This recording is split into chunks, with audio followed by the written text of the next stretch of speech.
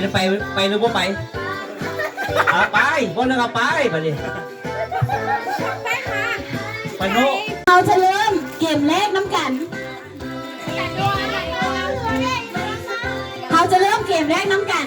โอเคก่อนอื่นเขาจะแบ่งคนให้ครบก่อนเนาะ2 4 6 8 2 4 6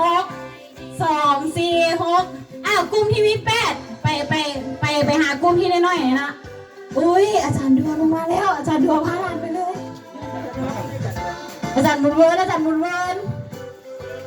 โอเค2 4 6ป้าสีป้าโน่7ป้าแก้ว2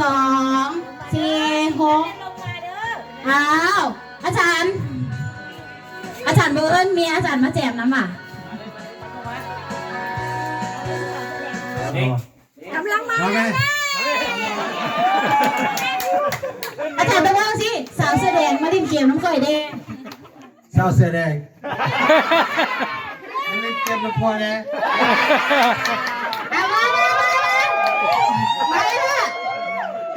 มาแข่งกันมาต้องมีให้ปโน่เลยปโน่มาแล้วโอเคครบแล้วเป็นบอนับทีมซอยเดเจ้าครบแล้วบอ2 4 6 8 2 4 6 2 4 6 7 2 4 6 7ทีมใดที่มี8ให้ออกมาหาทีมมีหน่อยอุ้ยขาไม่ได้เกี่ยว2 4 6ทีมนี้มาหาอาจารย์โอ้ย2คนนี้ดาวมาแย่งจะกันแน่หว่าแย่งจะกันแน่ไปโพสหลายอันนี้ทุกข่าวว่านี่แหละ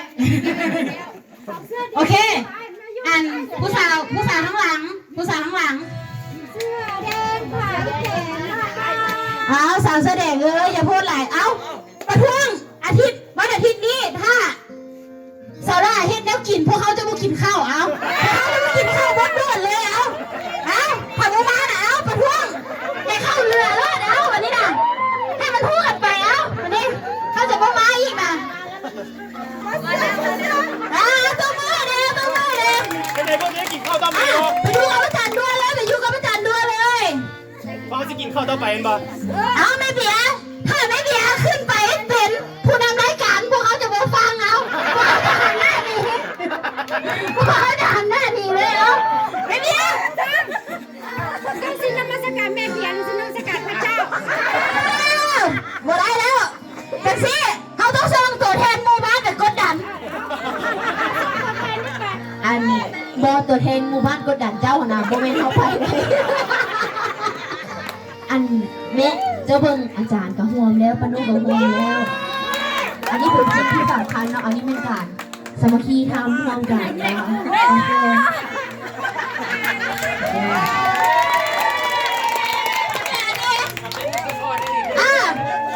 น้าไปแน่แม่เบียร์ลงมาเลยแม่เบียร์อยู่ทีมไหน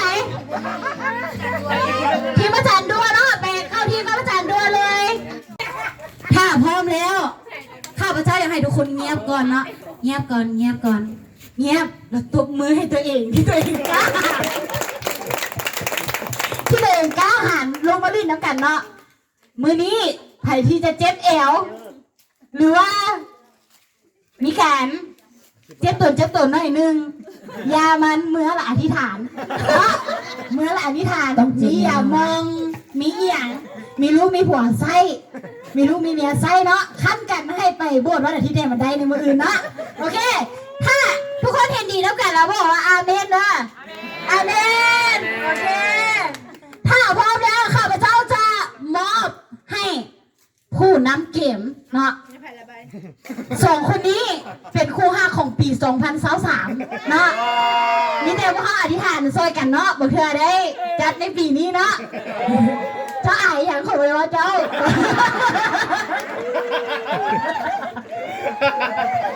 โอเค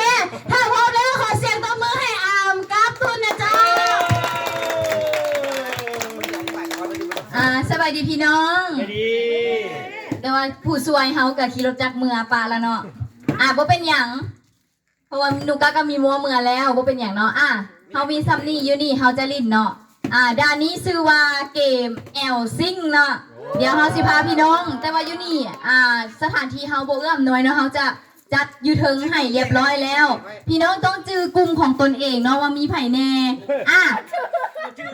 ทีมแม่ทีมแม่ของซุกอันนี้เป็นเลขหนึ่งเด้อทีมที่หนึ่งอันนี้แม่ครัวเป็นทีมที่สองอันนี้ทีมที่สามอาจารย์เพชรทีมที่สามเด้อแล้วก็ไอ้บุญเป็นทีมที่สี่ต้องจื้อทีมตัวเองเด้อ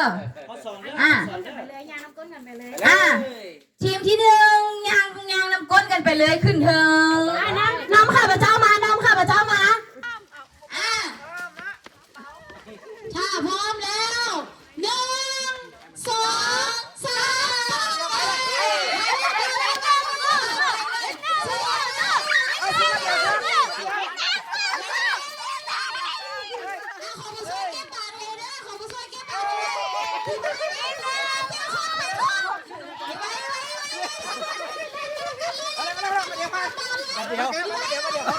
ข้างหลังเลย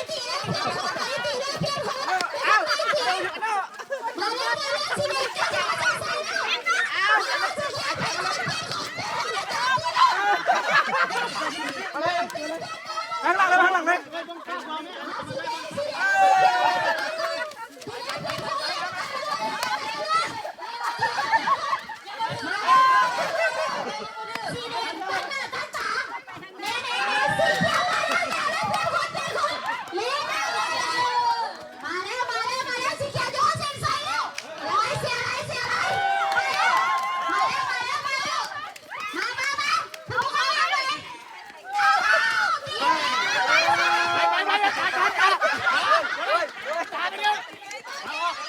โอเคไปตามไป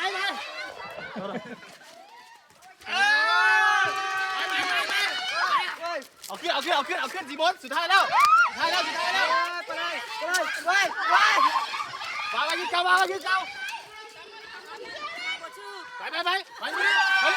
ตีไป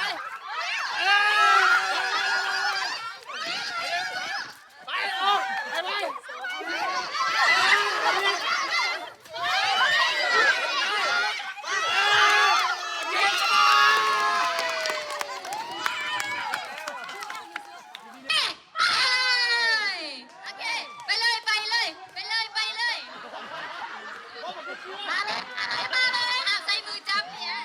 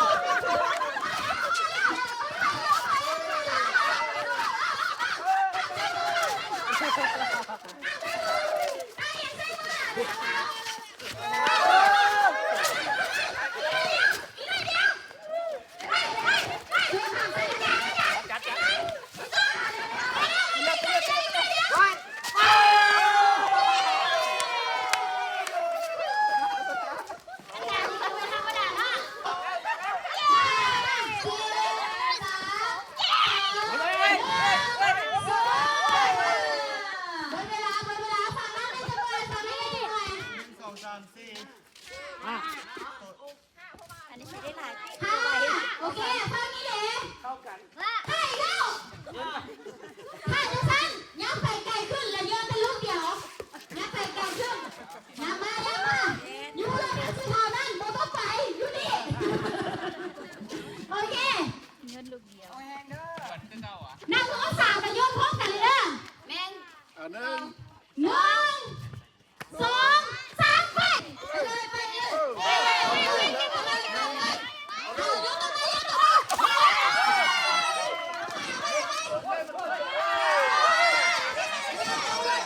ไปเลย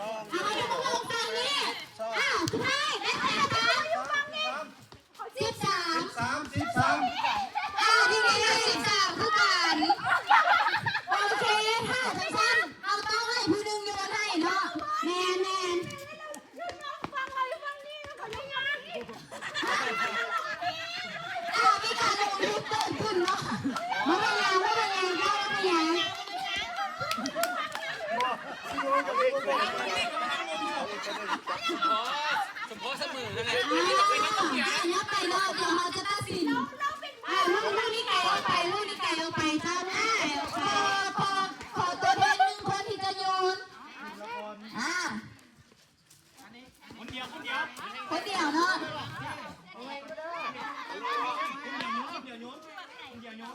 แม่ต้องไก่เนาะอันลูกตัดสินเนาะคนเดียวโยนนะเจ้าเวลาคือเข้าบอลหรือว่าบอลจับอะขอแต่เข้าพร้อมกันนะเดี๋ยวบอก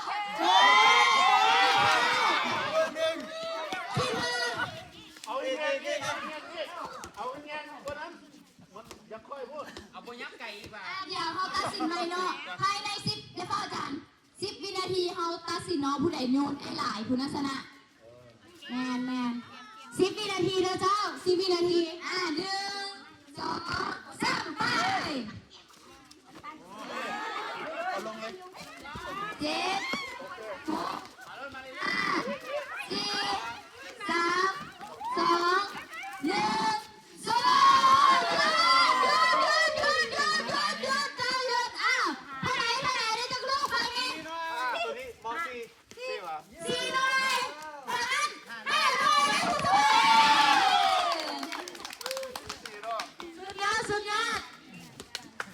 สันติสุขความสุขดีเกิดขึ้นในวันนี้วัดนี้และเวลาโอกาสนี้ถึงเวลาโอกาสที่พวกเราทุกคนไปเลยกลับบ้านขอให้พระเจ้าปกปักรักษาการเดินทางของพวกเราทั้งทุกคนฝากไว้กับพระเจ้าในการเดินทางนี้ด้วยความปลอดภัยด้วยขึ้นกราบขอบคุณพระองค์ในพระนามพระเยซูคริสต์เจ้าอาเมนเจ้าพาทุกคนเด้อเอาลุยก่อนเดี๋ยว